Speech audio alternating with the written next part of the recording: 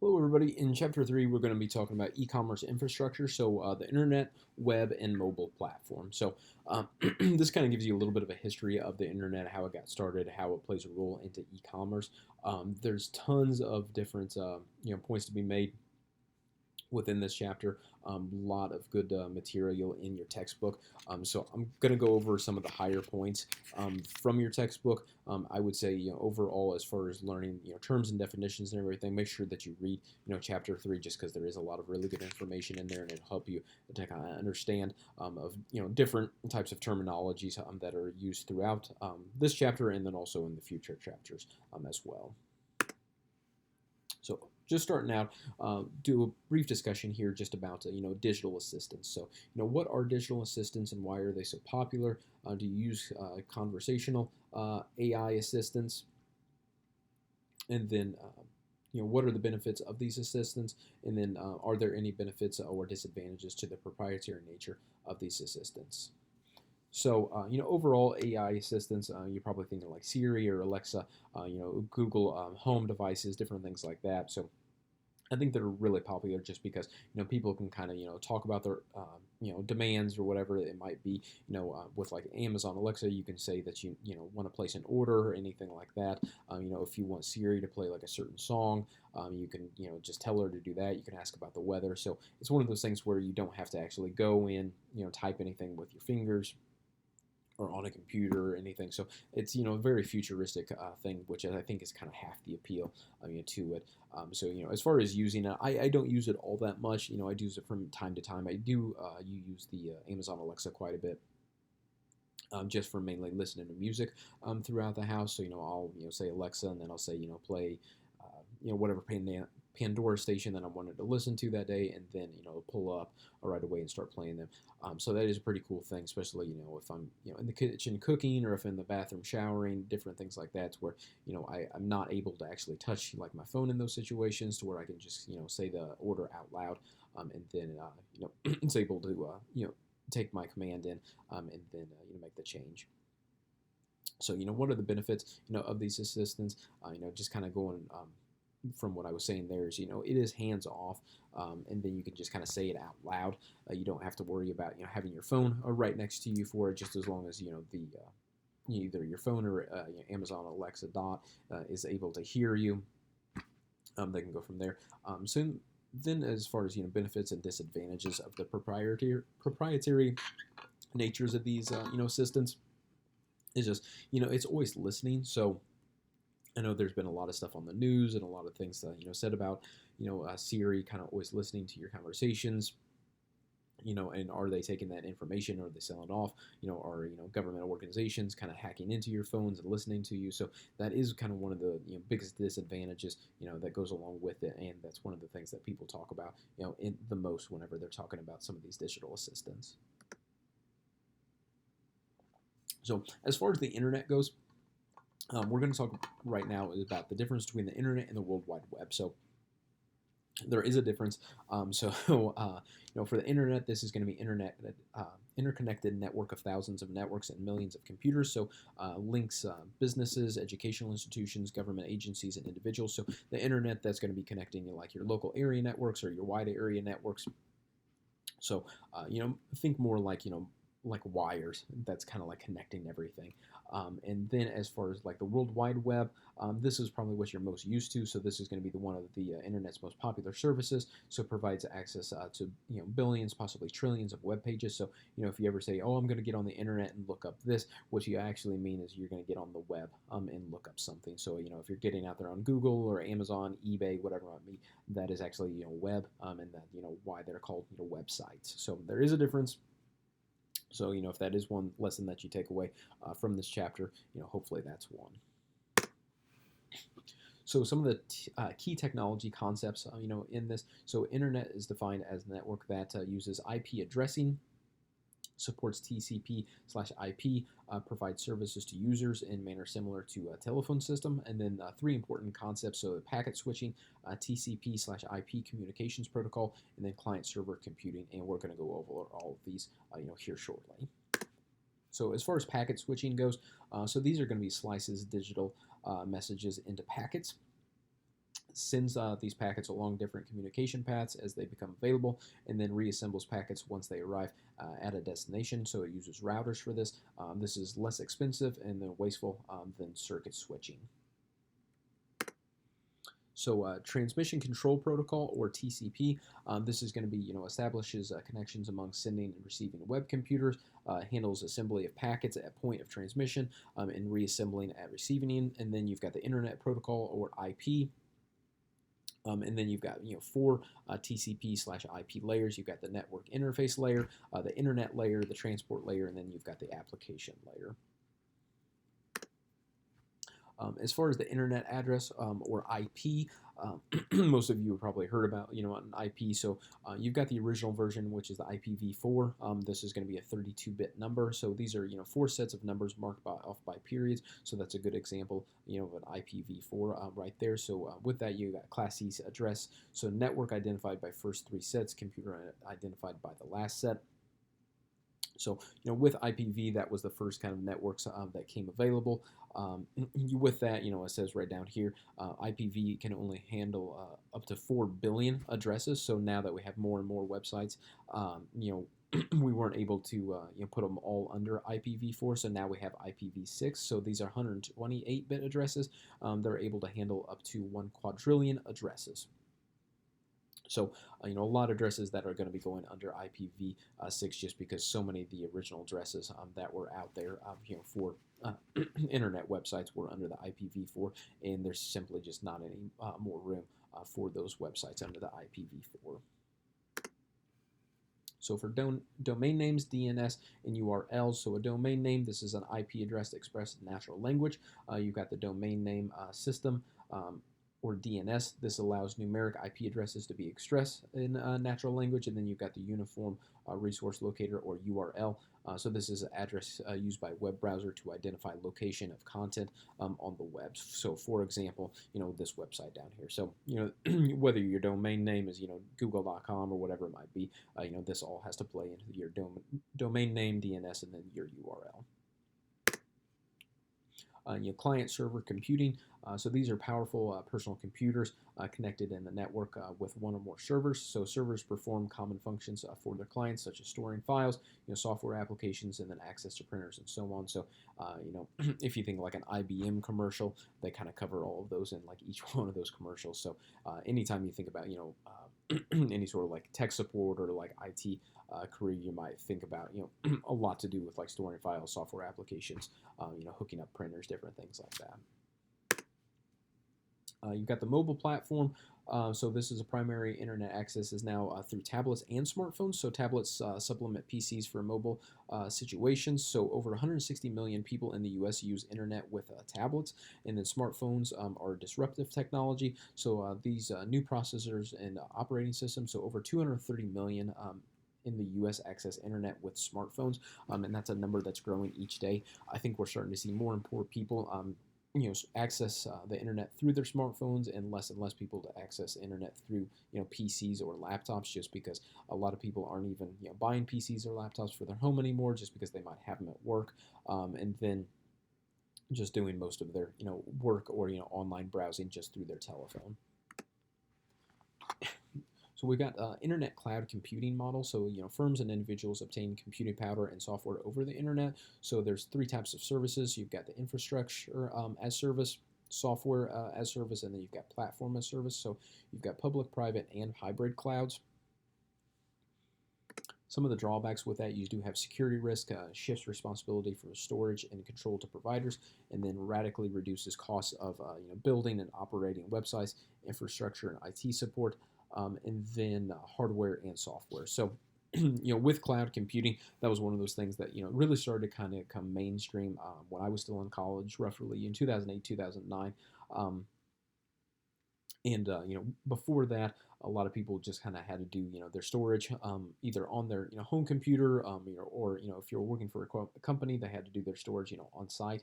To where now cloud computing, it's essentially just kind of putting off onto somebody else. So a really good example of like cloud computing would be like Google Drive or Dropbox, anything like that, to where you don't have to keep those files on your laptop.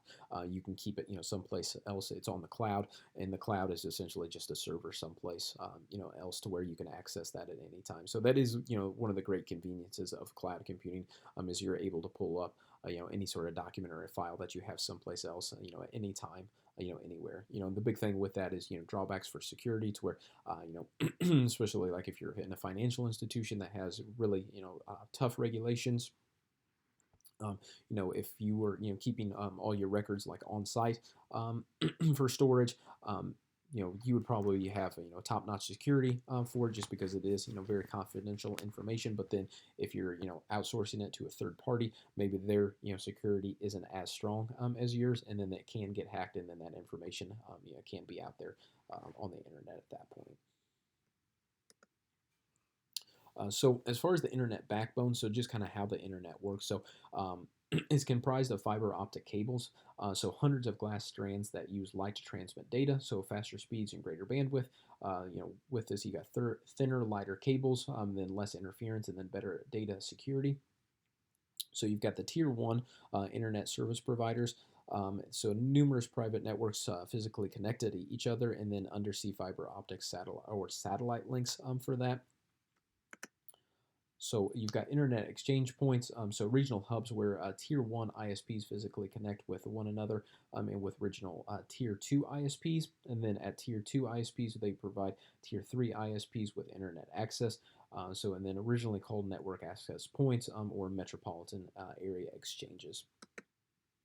So tier 3, this is probably going to be what you're more familiar with. So these are retail providers, so lease internet access to homeowners, small businesses, so large providers such as Comcast, Charter, Spectrum, AT&T, Verizon. Anybody that you're getting internet access with, that's going to be a tier 3 provider. So the services that they do provide at that point, you've got narrowband, broadband, DSL, cable internet, and then also satellite internet with that. Got campus and corporate area networks, so local area networks operating within single organizations such as like NYU or Microsoft Corporation, and then they lease internet access directly from regional and national carriers. So a really cool thing about whether you're like on the NYU campus or like a Microsoft Corporation, like if you're on that campus, you're going to have internet access at that point. And then that way you don't have to worry about linking on whenever you're going from building to building. As long as you're on that campus, you're going to be hooked up to the internet. So mobile internet access, so you got two basic types of wireless internet access. So you've got telephone-based, which is phones or smartphones, and then you've got computer-based, which is going to be wireless local area network based. So your mobile, base, that's where there's such a huge kind of thing out there as far as like unlimited internet access. On your telephones, you can get it on your computer, but I mean that's kind of two different wireless networks. Just because the computer-based, wireless network that really is unlimited, whereas your telephone, they're probably going to start slowing your speeds around 18 gigabytes, for per month, even though they might say it is unlimited at that point. So with the telephone-based wireless internet access, you currently have, it's based on 3G and 4G technologies, and then 5G will provide higher bandwidth with speeds reaching 10 gigabytes per second or more.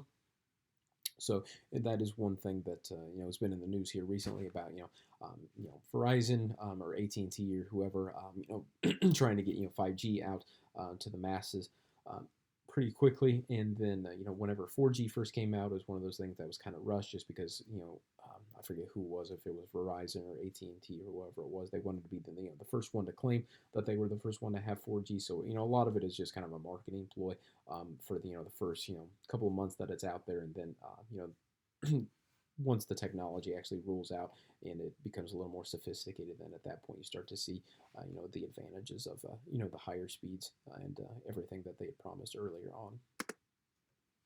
So you've got wireless local area networks. So this is going to be Wi-Fi, pretty much kind of what you're used to at your kind of home network. So with Wi-Fi, you have high-speed fixed broadband wireless, and then you've got wireless access points or hotspots, and then you got limited range, but they are very inexpensive. And then to go along with that, you got WiMAX and then also Bluetooth. So web servers and web clients. With a web server software, enables computers to deliver web pages to clients on a network that requests this service by sending an HTTP request. Basic capabilities, so security services, FTP, search engines, and then also data capture. And then a web server, so it may refer to either a web server software or a physical server.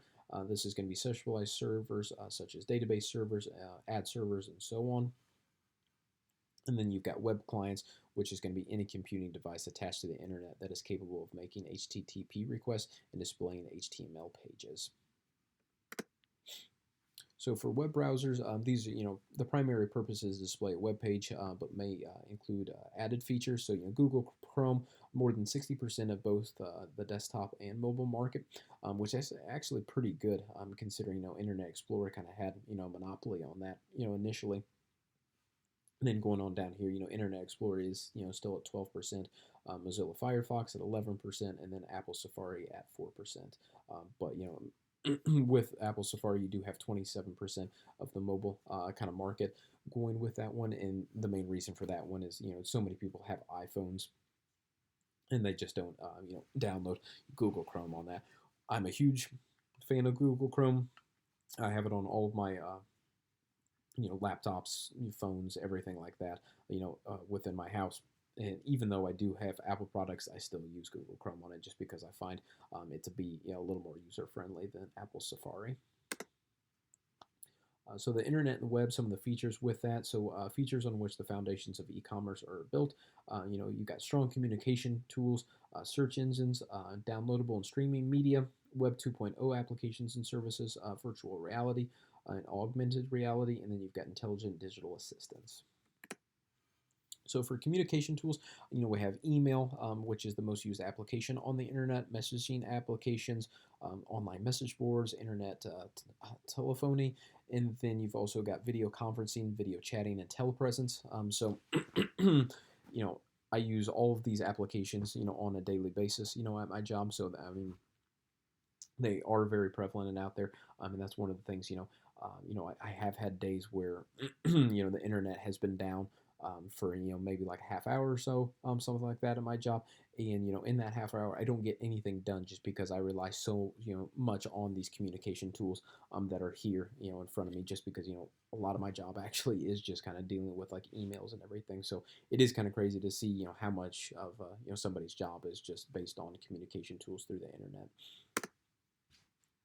Search engines, so identify web pages that match queries based on one or more techniques. So keyword indexes or page ranking. So also serve as shopping tools, advertising vehicles, and then tool within e-commerce sites. And then so your top 3 providers for that is going to be Google, Bing, and then also Yahoo for that. So as far as in advertising vehicles, if somebody just searches something about like TV. Maybe they're looking for like a TV show, like say the search is like good TV shows of 2019. There will probably be some sort of ad to pop up, right next to there for, a new TV show, or possibly like buying a new TV, and those different like keywords that pop up. Those are one of the good things about these search engines, but also one of the bad things as well, just because it can be linked to so many different things.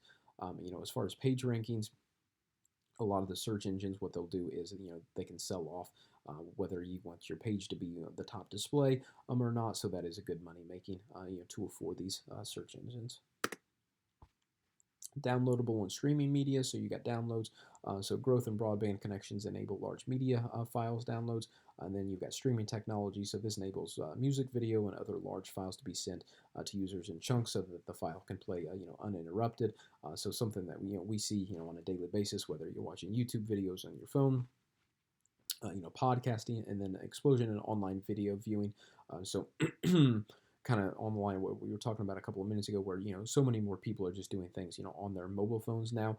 So especially with like video streaming services like Netflix and everything, to where a lot of people even aren't even watching a lot of stuff on TV anymore. They're just watching stuff on their mobile phone through YouTube or Netflix or anything like that. To where it's just kind of a cool time that we're living in, to where you can have streaming media anywhere in the world at this point. Web 2.0 features and services.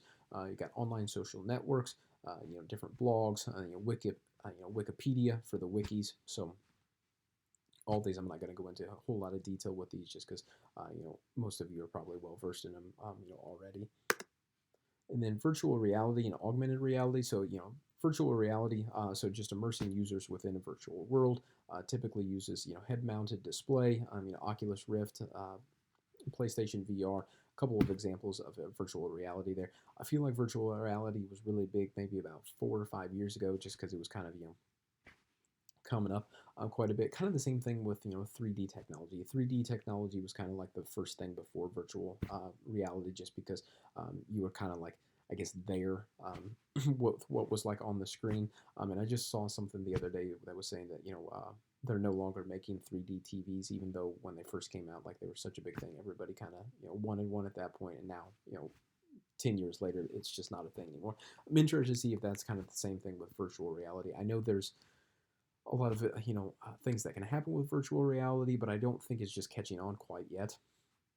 So I'd be interested to see if anybody else in the class is using virtual reality outright now. And then you got augmented reality, so just overlaying virtual objects over the real world via mobile devices, or HMDs. So a good example of that would be like Pokemon Go. That was a huge thing. How many years ago? Maybe about 3 years ago. Pokemon Go was really big. So kind of died down, since then. But there are pretty cool things out there like that these days. And then leaping into future with AR and VR. So what are some of the advantages, or what are the challenges to the widespread adoption of AR and VR? Why are some major players such as Facebook, Google, Apple, Amazon, and telecommunications companies so interested in AR and VR applications? And then, have you used any e-commerce related AR or VR applications? If you have, did you find them to be useful? What did you like about them? And then what didn't you like?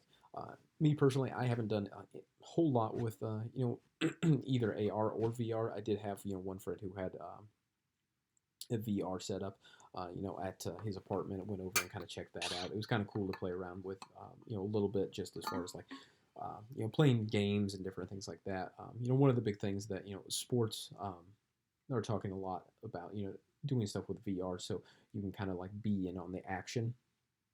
So whether you're watching like a football game or a basketball game, you can make it feel like you're actually like on the field or on the court in those situations. So I think that's kind of a cool concept that's currently out there. So as far as like major players such as Facebook, Google, Apple, and Amazon, and telecommunication companies, I think that is kind of playing into that role as well, to where these telecommunication companies, are seeing that, maybe people do want to, feel like they're, either front row at a concert, or, front row at like a basketball game or something like that, to where they are offering AR and VR with that. So, like I said a little bit ago, I'm interested to see kind of where AR and VR, goes from here, and just to see, if it does catch on to be a pretty big thing.